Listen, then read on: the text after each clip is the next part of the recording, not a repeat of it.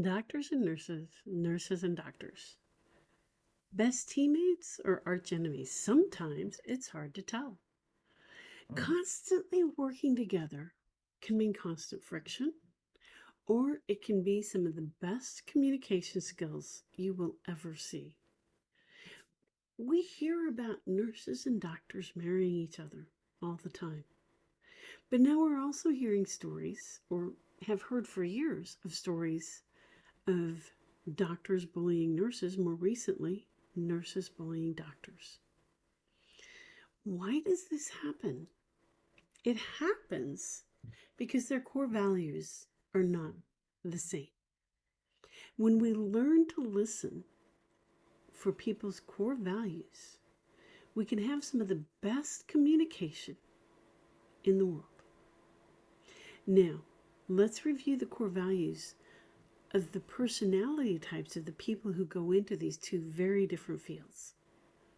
The core values of someone who goes into nursing are those of the classic nurturing personality type, someone who values relationships and a life of significance, someone who wants to live a life of significance, meaning their life has significance to the external world, but also being seen as significant to others, a life of contribution, a life of morality and ethics, a life of teamwork and harmony.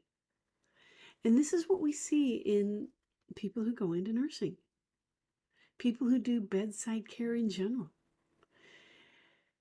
It is not what we see in people who go into medicine. Now, many of us who start out in medicine have very altruistic motives, very altruistic motives.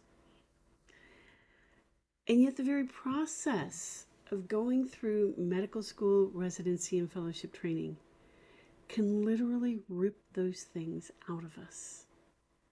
Much of it happening in the first year of medical school, leaving us with core values of logic and science and technology and research and development and accuracy,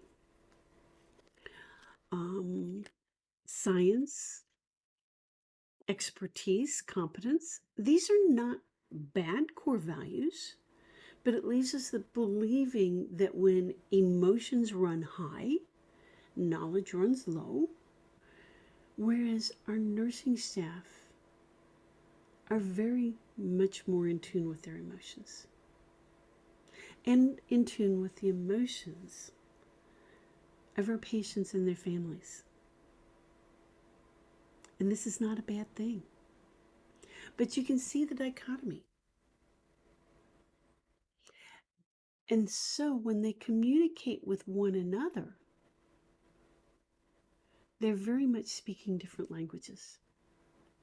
One is speaking the language of emotion, and one is speaking the language of cold hard facts.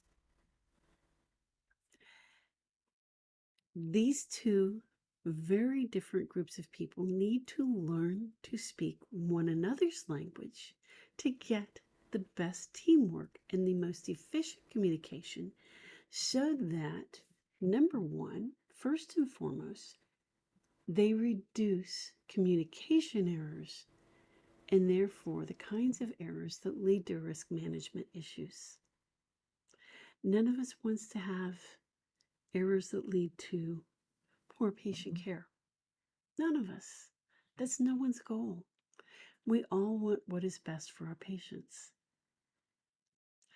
Secondly, believe it or not, we all want harmony within the team so that things go smoothly from admission to discharge. We really do. So we need to learn to speak in such a way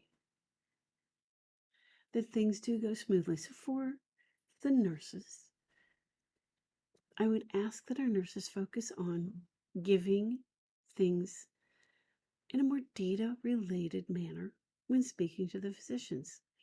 Give vital signs. Give lab results.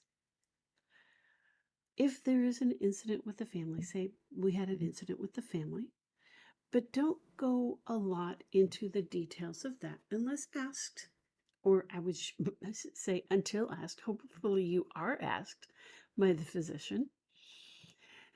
And for our physicians, get in tune with your emotions. It's important. Get in touch with your softer side. We all have one. All of us has all 4 personality types. Learn to be in touch with your emotional side. Learn to be in touch with the side of you that deals with harmony and significance, the altruistic side that brought you into healthcare in the first place, the side of you that cares how patients feel, because that's the side that's also going to care how nurses feel. We all have that. And it's important to keep in touch with that each and every day. Meditate on that if necessary on a regular basis. That means several times a week, not once or twice a month. Make that part of your mindfulness and your mindset. I'm Dr. Nan Nessel of Beat Down Burnout, and I'm here to help.